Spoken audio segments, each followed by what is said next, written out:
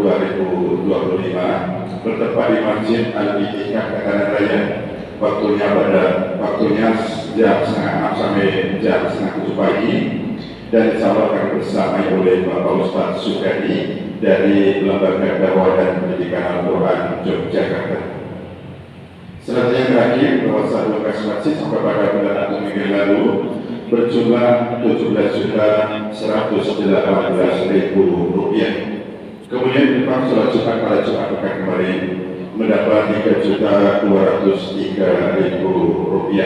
Infak lain-lain atau infak dari kinis sejumlah Rp1.697.000. Adapun pengeluaran sejumlah Rp3.618.000, sehingga saldo terima kasih masjid sampai pada hari ini berjumlah Rp18.400.000. Jazakumullah khairan katsiran. Demikian keadaan lokasi Masjid Al-Itikaf Katanan Raya sampai pada saat laporan ini kami sampaikan.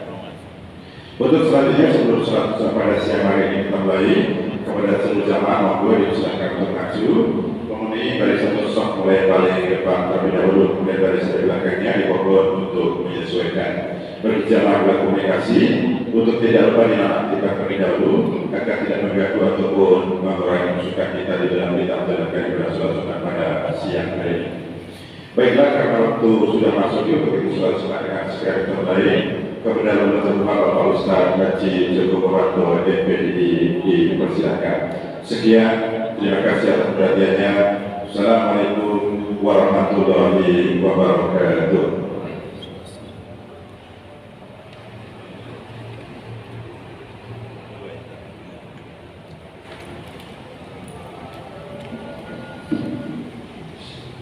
Assalamualaikum warahmatullahi wabarakatuh.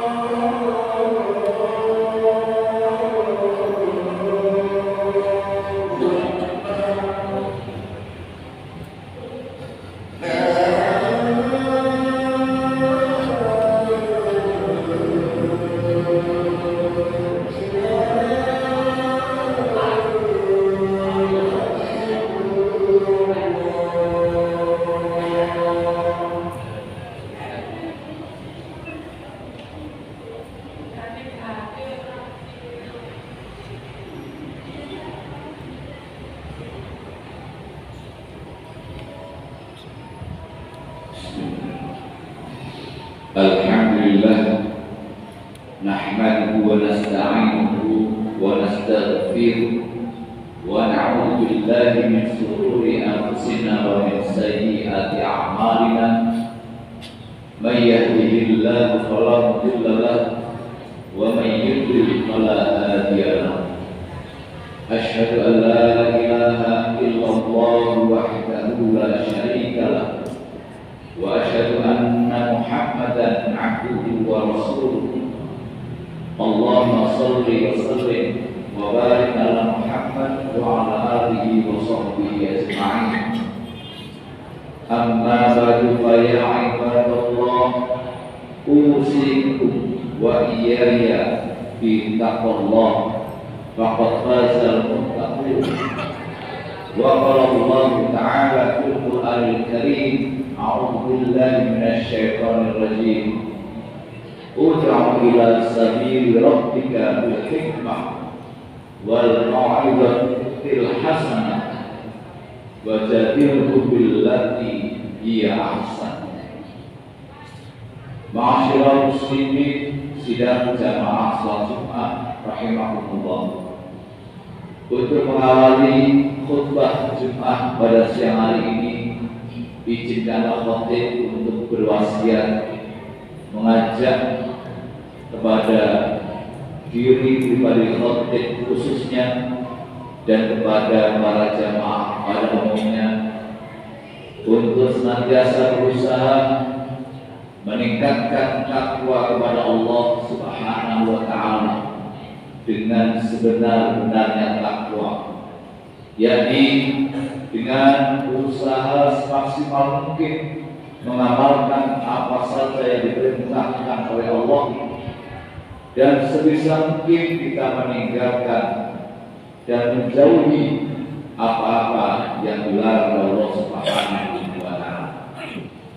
Ma'asyiral muslimin rahimakumullah, pada kesempatan yang mulia ini, marilah kita bersama-sama merenungkan sebuah tema penting dalam Islam, yakni dakwah bil ihsan wa mau'izah hasanah, atau dakwah dengan cara yang baik, cara yang bijaksana dan penuh dengan keteladanan. Dakwah adalah tugas mulia yang diemban oleh seluruh umat Islam, tidak terbatas kepada kelompok tertentu, tidak hanya menjadi tanggung jawab seorang ulama, para dai, para mubaligh, para kiai, tetapi juga oleh setiap muslim sesuai dengan kapasitasnya. Hal ini sebagaimana ditegaskan Allah Subhanahu wa taala dalam firman-Nya pada surat An-Nahl ayat 125 yang telah dibaca pada iftitah tadi, yang artinya serulah wahai manusia kepada jalan Tuhanmu dengan hikmah yang kebijaksanaan dan pelajaran yang baik, serta bantahlah mereka dengan cara yang lebih baik. Ma'asyiral muslimin, ayat ini berisi perintah kepada kita semua, kaum mukmin, kaum muslimin, untuk berdakwah, mengajak manusia kepada jalan Allah Subhanahu wa taala. Sehingga setiap kita, setiap muslim, setiap orang yang mengaku bahwa dirinya beriman punya tanggung jawab dakwah ini. Entah itu dalam skala kecil maupun besar, tentu sesuai dengan kapasitas dan kemampuannya. Namun demikian, untuk melakukan perintah ini, berdakwah ini, harus memperhatikan prinsip-prinsip yang ditetapkan Allah Subhanahu wa taala dalam berdakwah. Pada ayat ini tadi, paling tidak kita menemukan 3 hal, 3 prinsip yang bisa kita perhatikan di dalam kita mengajak seseorang, mengajak manusia kepada jalan Allah Subhanahu wa taala. 3 prinsip dalam dakwah ini, yang pertama adalah dilakukan dengan hikmah. Hikmah artinya kebijaksanaan. Dalam berdakwah, mengajak seseorang, mengajak manusia ke jalan Allah, kita dituntut untuk bersikap bijaksana. Hal ini berarti kita harus mampu menyesuaikan pesan dakwah dengan kondisi, situasi, dan kemampuan orang yang kita dakwah. Tidak semua orang bisa menerima dakwah dengan cara yang sama. Sebagian orang mungkin memerlukan pendekatan yang lembut, sebagian lagi memerlukan bukti-bukti secara rasional, sebagian yang lain juga memerlukan contoh teladan. Seorang dai, seorang balik, seorang yang mengajak kepada kebaikan ke jalan Allah, yang bijaksana adalah yang mampu memahami siapa yang dihadapi dan bagaimana cara terbaik untuk menyampaikan kebenaran kepada mereka itu. Rasulullah SAW adalah contoh terbaik dalam berdakwah dengan hikmah ini. Beliau selalu mempertimbangkan situasi dan kondisi orang yang dihadapinya. Ketika berhadapan dengan seorang badui, orang yang datang dari gunung, yang datang ke masjid dan buang air kecil di dalamnya, namun tidak memarahinya dengan keras. Beliau menegur dengan lemah lembut dan memberikan pemahaman bahwa masjid itu adalah tempat yang suci dan harus dijaga kesuciannya.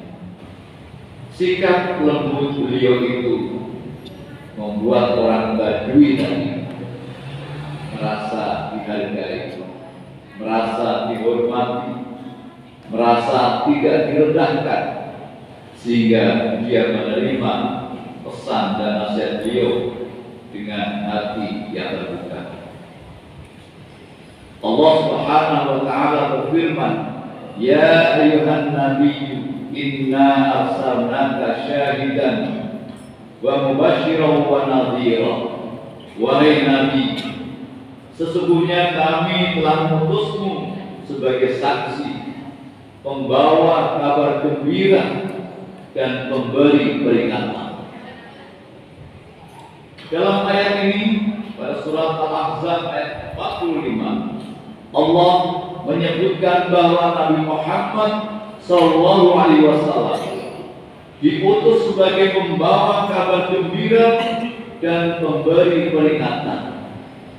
Ini menunjukkan bahwa dalam berdakwah kita perlu menyeimbangkan antara memberikan kabar gembira dalam bentuk motivasi dan peringatan. Kita harus bisa memberi kabar gembira tentang rahmat Allah, namun juga kita tidak melupakan untuk mengingatkannya tentang ancaman bagi orang-orang yang melanggar perintahnya, orang-orang yang meninggalkan perintahnya dan melakukan larangannya. Inilah bentuk dakwah yang bijak, menyeimbangkan antara motivasi dengan peringatan. Prinsip dakwah yang kedua adalah dengan mau'izah hasanah, nasihat yang baik. Dalam berdakwah kita diperintahkan untuk memberikan mau'izah hasanah, yaitu nasihat yang baik. Nasihat yang baik adalah nasihat yang disampaikan dengan penuh kasih sayang, tanpa ada unsur yang merendahkan, unsur yang menyakiti hati orang yang didakwahinya. Di dalam Al-Quran Allah Subhanahu wa Ta'ala telah mengajarkan kepada kita bahwa nasihat yang baik haruslah disampaikan dengan bahasa yang sopan, bahasa yang lembut. Lihatlah bagaimana Allah Subhanahu wa Ta'ala ketika memerintahkan Nabiullah Musa alaihissalam dan Nabi Harun alaihissalam, ketika mereka diperintah oleh Allah untuk mendakwai Fir'aun, sebagaimana firman-Nya, wa qula lahu qawlan layyinan la'allahu yatadakkaru aw yakhsha. Maka berbicaralah kalian berdua kepadanya, kepada Fir'aun, dengan kata-kata yang lemah lembut. Mudah-mudahan ia ingat atau takut. Demikianlah firman Allah pada surat Toba ayat 44. Bayangkan kepada Fir'aun yang jelas-jelas zalim, Fir'aun yang bersikap sewenang-wenang dan kejam, Fir'aun yang jelas sombong. Tapi Allah memerintahkan agar Nabi Musa alaihissalam dan Nabi Harun alaihissalam menggunakan kata-kata yang baik, kata-kata yang lembut di dalam menyampaikan dakwahnya. Inilah pelajaran besar bagi kita bahwa kelembutan, kesopanan dalam menyampaikan pesan kebenaran adalah cara yang efektif di dalam kita berdakwah. Prinsip yang ketiga pada ayat yang kita baca tadi adalah dakwah dengan keteladanan. Keteladanan merupakan bagian penting dalam dakwah bil ihsan wal mau'izah hasanah. Seorang dai bukan hanya dituntut untuk pandai berbicara, pandai berkata-kata, tetapi juga harus mampu menampilkan akhlak yang baik sebagai contoh nyata, sebagai teladan bagi orang lain.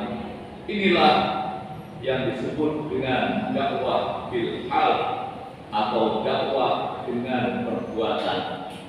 Rasulullah Shallallahu Alaihi Wasallam sendiri adalah contoh sempurna dari seorang dai yang berdakwah dengan keteladanan ini.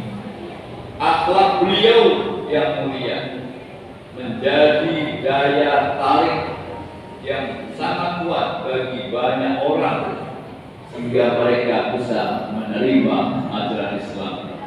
Laqad kana lakum fi Rasulillah uswatun hasanatun liman kana yarjullaha wal yawmil akhir wa dzakarallaha katsiran. Sesungguhnya telah ada pada diri Rasulullah itu suri teladan yang baik bagimu, yaitu bagi orang yang mengharap rahmat Allah dan kedatangan hari akhir, dan dia banyak menyebut Allah. Surat Al-Ahzab ayat 21. Ma'asyiral muslimin rahmatullah, Rasulullah SAW tidak hanya mengajarkan Islam dengan kata-kata, tetapi juga dengan perbuatan. Ketika beliau mengajarkan tentang kejujuran, beliau adalah orang yang paling jujur. Ketika beliau mengajarkan tentang kesabaran, beliaulah orang yang paling sabar. Inilah yang membuat dakwah beliau begitu efektif dan mampu mengubah masyarakat Arab yang sebelumnya keras, sebelumnya jahiliyah, menjadi umat yang mulia. Demikianlah khutbah singkat pada siang hari ini. Mudah-mudahan menjadikan menambah kita wawasan keislaman kita, menambah semangat kita dalam berdakwah, mendakwahkan ajaran Allah ini. Barakallahu li wa lakum fil Qur'an azim wa nafa'ani wa iyyakum bima fihi minal ayati wa dzikril hakim. Wa taqabbal minni wa minkum tilawatahu innahu huwal ghafurur rahim.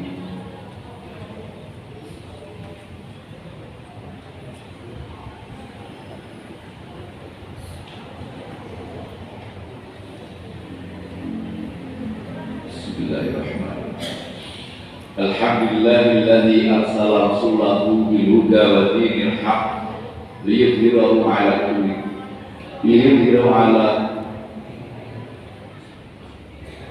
Alhamdulillahilladzi arsala rasulahu bil huda wa dinil haqq liyudhhirahu 'ala dini Alhamdulillahilladzi hadana li hadza wa ma kunna linahtadiya lawla an hadana Allah. Asyhadu an la ilaha illallah wa asyhadu anna Muhammadar Rasulullah. Allahumma shalli wa sallim wa barik ala Muhammad wa ala Muhammad. Amma ba'du, fa ya ibadallah, ittaqullaha haqqa tuqatih wa la tamutunna illa wa antum muslimun.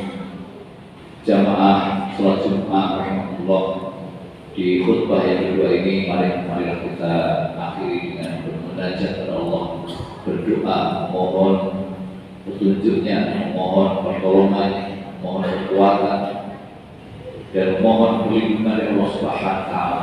Semoga di sisa-sisa usia kita ini kita dapat menggunakan apa yang ada ini di jalan Allah. Kita berada di jalannya yang lurus dan hidup kita semakin hari semakin baik hingga ajal kita nanti.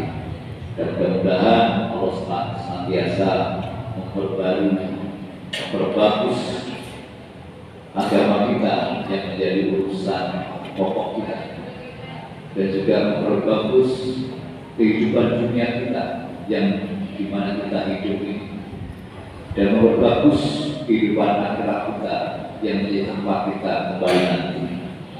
A'udzubillahi minasyaitonir rajim. Bismillahirrahmanirrahim. Innallaha wa malaikatahu yusholluna 'alan nabi. Ya ayyuhalladzina amanu shallu 'alaihi wa sallimu taslima. Allahumma shalli 'ala Muhammad wa 'ala ali Muhammad kama shallaita 'ala Ibrahim wa 'ala ali Ibrahim wa barik 'ala Muhammad wa 'ala ali Muhammad kama barakta 'ala Ibrahim wa 'ala ali Ibrahim innaka Hamidum Majid. Allahumma fil mu'minina wal mu'minat wal muslimina wal muslimat al-ahya'i minhum wal amwat innaka sami'un qaribun mujibud da'awat wa ya qadhi al-hajat. Allahumma ighfir lana wa ولوالدينا وارحمهما كما ربيانا صغارا. اللهم أعنا على ذكرك وشكرك وحسن عبادتك. ربنا ظلمنا أنفسنا وإن لم تغفر لنا وترحمنا لنكونن من الخاسرين. ربنا لا تزغ قلوبنا بعد إذ هديتنا وهب لنا من لدنك رحمة إنك أنت الوهاب. اللهم يا مقلب القلوب ثبت قلوبنا على دينك. يا مصرف القلوب صرف قلوبنا على طاعتك. اللهم اصلح لنا ديننا الذي هو عصمة أمرنا، واصلح لنا دنيانا التي فيها معاشنا، واصلح لنا آخرتنا التي إليها معادنا، واجعل الحياة زيادة لنا في كل خير، واجعل الموت راحة لنا من كل شر. ربنا تقبل منا إنك أنت السميع العليم، وتب علينا إنك أنت التواب الرحيم. ربنا هب لنا من أزواجنا وذريتنا قرة أعين واجعلنا للمتقين إماما. ربنا آتنا في الدنيا حسنة وفي الآخرة حسنة وقنا عذاب النار. وصلى الله على محمد وعلى آله وسلم. سبحان ربك رب العزة عما يصفون وسلام على المرسلين والحمد لله